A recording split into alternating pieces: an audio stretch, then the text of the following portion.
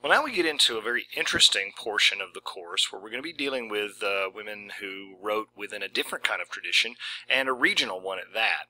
We're going to talk a little bit about the Southern Gothic tradition. Now, when you say Gothic, you normally think of something that's really scary, you know, Frankenstein or something of that nature, or Dracula and whatnot. And of course, the Gothic literature of the early 19th century, not the early 20th century of Southern Gothic, had a lot of that in it. And a lot of the Southern Gothic has sort of those scary supernatural elements as well.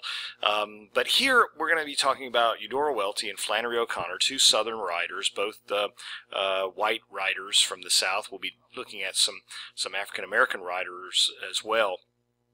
But these two writers weren't writing a lot of scary fiction, although some did.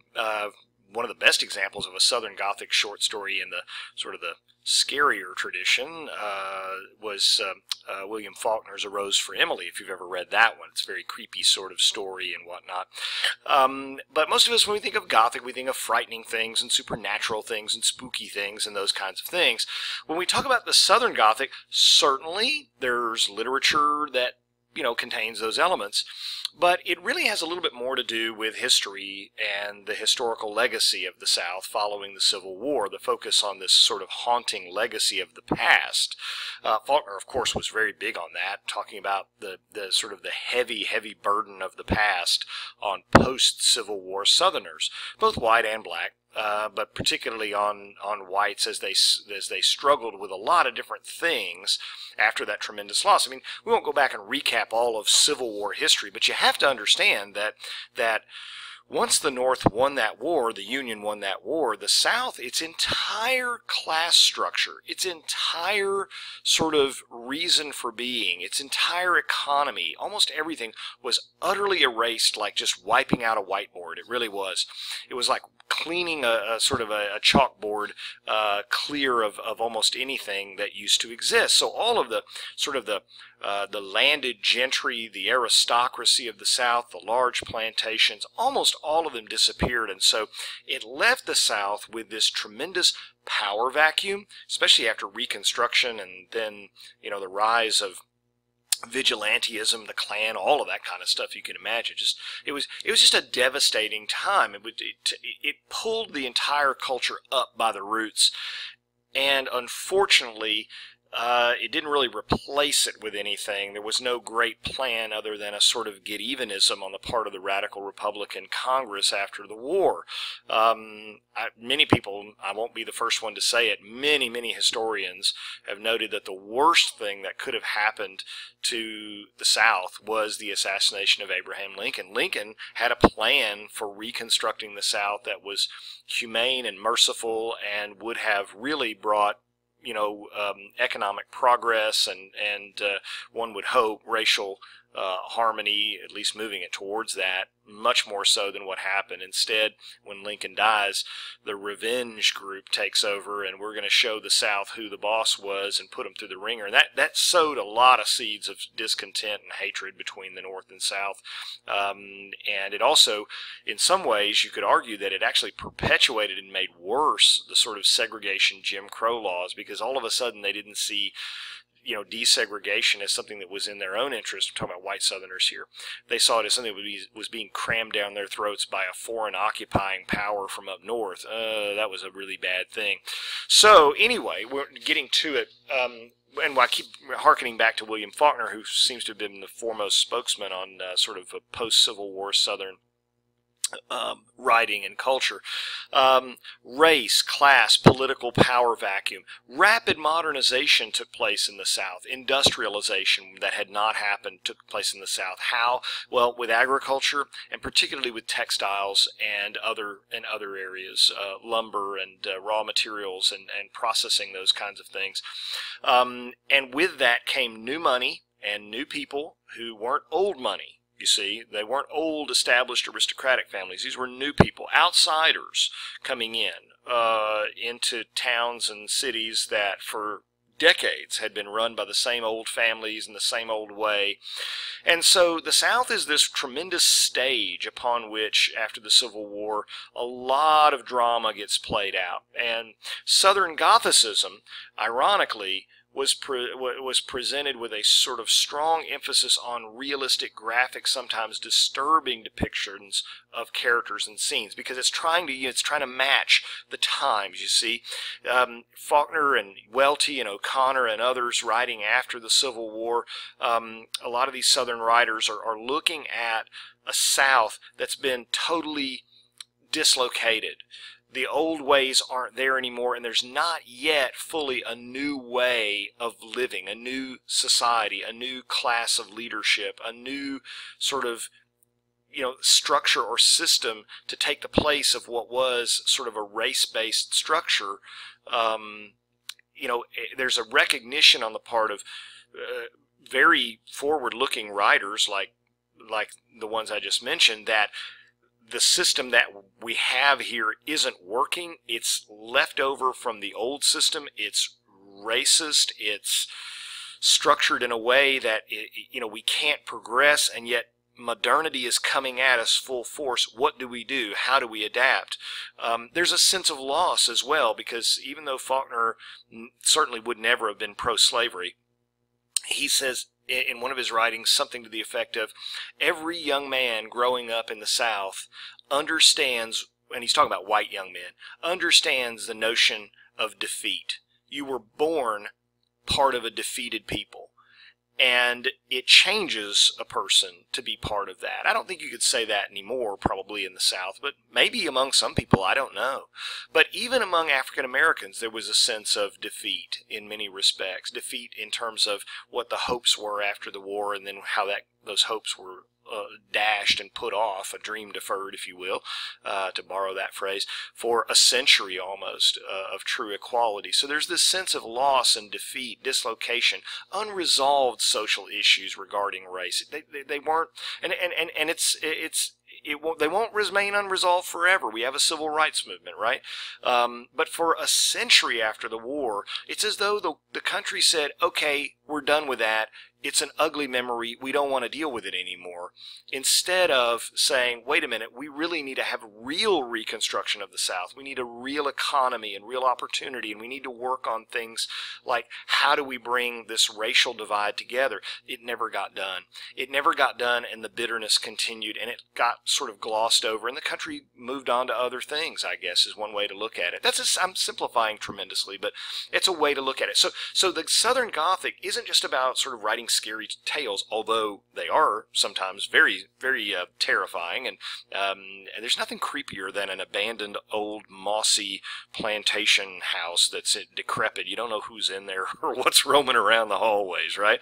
And by the way, if you really love this kind of stuff, I've got some links down there. I'll put it in the description if I can, to a promo or a trailer for a movie that came out in 1965 called Hush, Hush, Sweet Charlotte. If you've never seen it, it's terrific stuff. I mean, it's got Olivia de Havilland, it's got Bruce Durning, it's got Betty Davis, it's got all these wonderful old actors. Now, it's really campy, and the first 15 or 20 minutes, you're going to just be laughing at how, it seems over the top, and it's really corny and cheesy, or use a word if you want.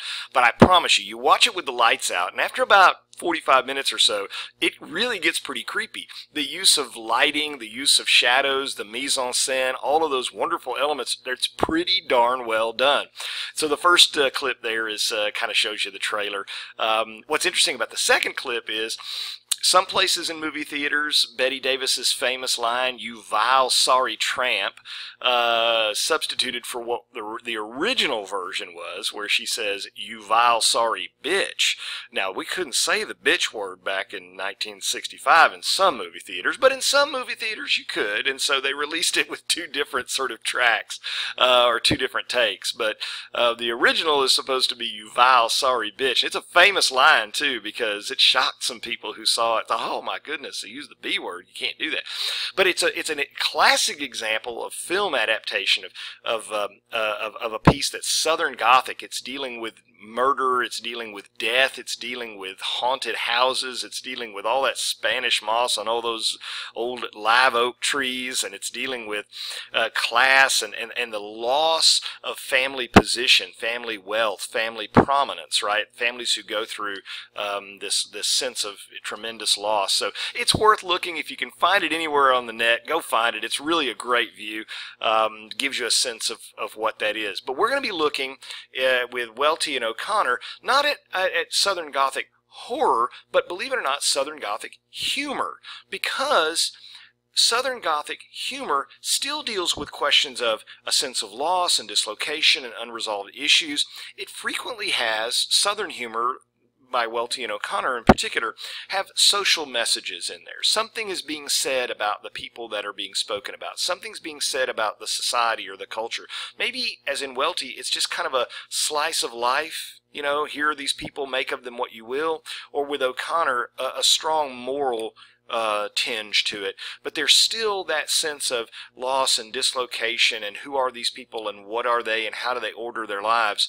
And we're going to see that, especially in this humor. It's, by the way, it's a kind of a dark humor sometimes. O'Connor's humor is really kind of, I don't know, you could say twisted in a bit. You find yourself laughing at stuff that you really probably feel like deep down inside, I shouldn't be laughing because that person just got hurt, or I shouldn't be laughing because that's really kind of sick. But it's got a lot of weird sort of characters. It's got a lot of sort of deformed characters in it. It's got people with serious warped personalities, and all that is in keeping with this sort of Southern Gothic tradition of things that are way outside the mainstream. Someone who wrote sort of in this tradition, who was one of my professors, James Dickey, who wrote the novel Deliverance, and the movie was based on. It's kind of a famous movie. It's kind of old now, but very famous poet and writer.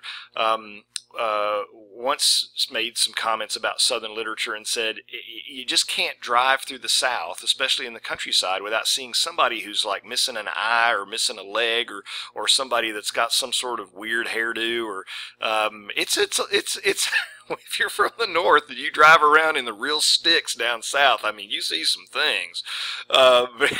You know, a lot of Northerners think it's from the inbreeding. No, it's just we have some unusual people down here, and they're out in the open. They're not hidden. And so Southern Gothic writers after the Civil War sort of leech onto that, grab onto that, and they depict those characters and they show those characters, and they do it in a very realistic, very graphic way, right? You'll have a really hideous figure of a person or somebody who's got some sort of weird physical characteristic, and there's almost this obsessive fascination with it, because in a way it's kind of metaphorical of the society, because Southern society after the Civil War was left as kind of a, I hate to put it this way, but kind of a freak society in some ways, because it wasn't fully formed and it never got fully healed, okay? A scarred society. One caveat that I'm going to give you, and this is very important, and I feel like it's important to say this, you're all adults and we all know this. We all know that the world is filled with people who speak in ways that are maybe offensive or are you know, disturbing. These guys embrace realism, even in their humorous fiction. They're going to show you characters. They're going to speak. They're going to let those characters speak in a way that those characters normally would in their day-to-day life. You and I may sit back and go, golly, did she actually really say that? I can't believe she said that. That's the point. They're trying to let these characters speak in a way that's consistent with who they are. And sometimes that's really ugly, right? Because they're ugly people sometimes. Sometimes they're not. Sometimes they're beautiful people, and there's beauty in these as well.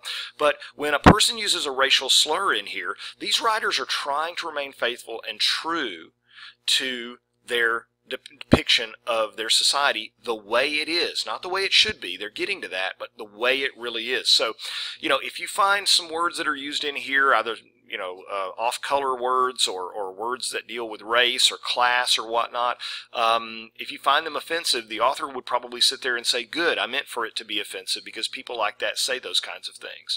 And if you don't like it, then, you know, don't you know, walk around with, I guess, you know, earplugs in, because that's who's in the world these days, and you need to confront the reality of the world the way it is. Anyway, enough of that. We'll get on to Eudora Welty first, and let you. I'm going to be doing, by the way, a series of videos for this lecture, so hang in there. Make sure you see all of the videos. There'll be 3 more following this one.